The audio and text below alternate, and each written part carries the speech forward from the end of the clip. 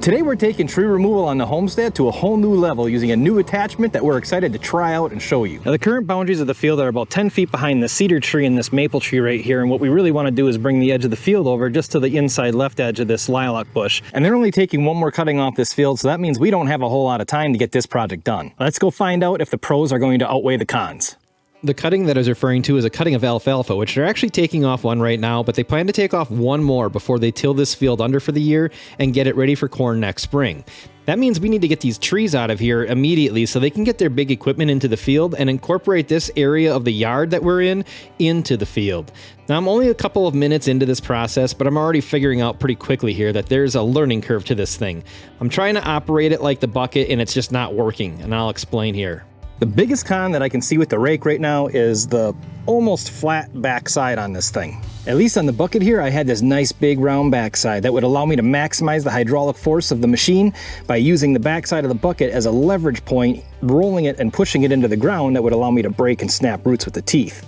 I put a timer in the bottom corner so you can see exactly how long it takes me to dig this tree out. With the bucket, I can guarantee it would have been anywhere from an hour and a half to 2 hours. With the rake, I'm really hoping I don't go much over an hour, but we're just going to have to keep watching to see how efficient it really is. Now, I can tell you, because of the way the rake is designed, it can take a pretty overwhelming bite that taxes the hydraulic system on the excavator pretty good. So in this case, less is more. It's better to just scratch through the layers of roots a little at a time until we get to the bottom. Some of the biggest pros that I can see with the rake, however, are the nice serrated teeth all the way across and a much more open design that'll hopefully allow me to grab a whole lot more roots and a whole lot less dirt. The fact that I was able to break this branch off, pick it up, move it off to the side, and get right back to work all with the same attachment is making me love this rake more and more. Trying to do some of these things with a bucket is just very cumbersome, especially when you're trying to move brush and branches like this. And I think just having that serration on those teeth makes it so much easier to grab irregular objects like that. Now, it is a little bit putsy, at least it feels, digging this out, but there's a reason we went with this tool over any other. Now, I'm sure there's better dedicated tools for this type of work, but if you're anything like us, we don't like dedicated tools, we like multi-purpose tools. If we had a dedicated tool for everything we did on this homestead, the entire yard would be full of attachments. Considering we're already running low on space in the shed, that's definitely not another problem we need to be dealing with right now. Anyways, this isn't the first time that I've actually used the rake, but it is the first time that I've used the rake for this type of project. We did a project about a couple of weeks ago where we had some large clay soil piles laying on the ground from a digging project that we had to do, and I was able to use the rake to sift and sort through those piles to pull out the big stones and then load them up into a trailer to haul them off site. It worked perfect. The rake is really just meant for general land clearing purposes and large debris removal. And when you've got it paired with a hydraulic thumb like this, the thing is darn near unstoppable. But what about when you want to remove whole trees from the roots? That's what we want to find out.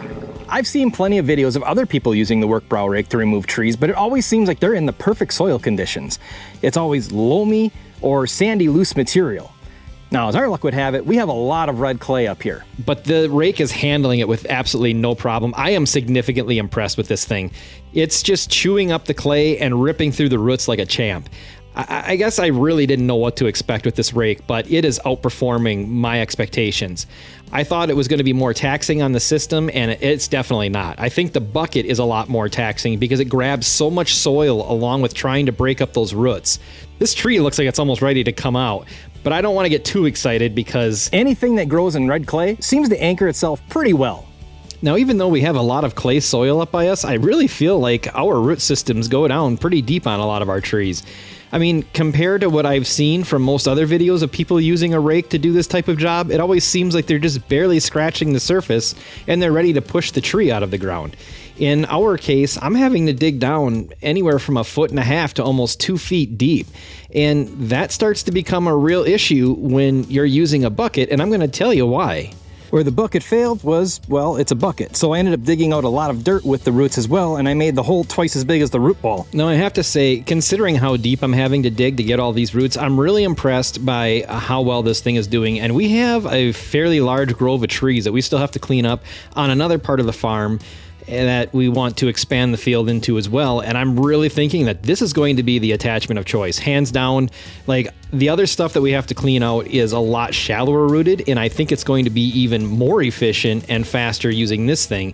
The bucket just has so many limitations. I have these leading edges, or the sides of the bucket here, plus the ones in the front, that made it a whole lot more difficult to actually get a bite on any roots that were in the ground. At this point, I feel like this tree should be coming out of the ground. I mean, I've dug all the way around this thing and I'm not really feeling any more roots. But then again, I did try to give this thing a gentle nudge just a little bit ago and it barely moved. So apparently there's still something there. And then, like magic, this 5-inch diameter root just pops up out of the ground. I'm thinking that that was the root of all my problems. You see what I did there? Anyways, we're going to go track back on the other side of this maple tree and we're going to give this thing a second attempt and see if we're successful. Give this thing a push and see if we get this to fall over.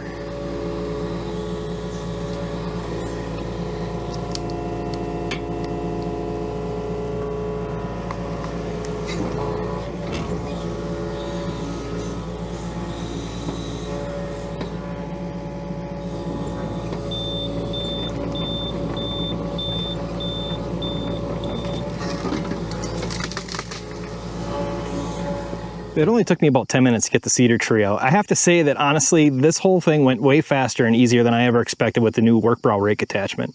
We even had a little bit of time to get our disc harrow through here and kind of set up our new boundary line for the field. Sometimes I can be a little bit too negative with too low of expectations when trying something new, but then again, we did this well project that apparently I was overly optimistic about because it took us way longer and we ran into a lot more obstacles than I ever imagined.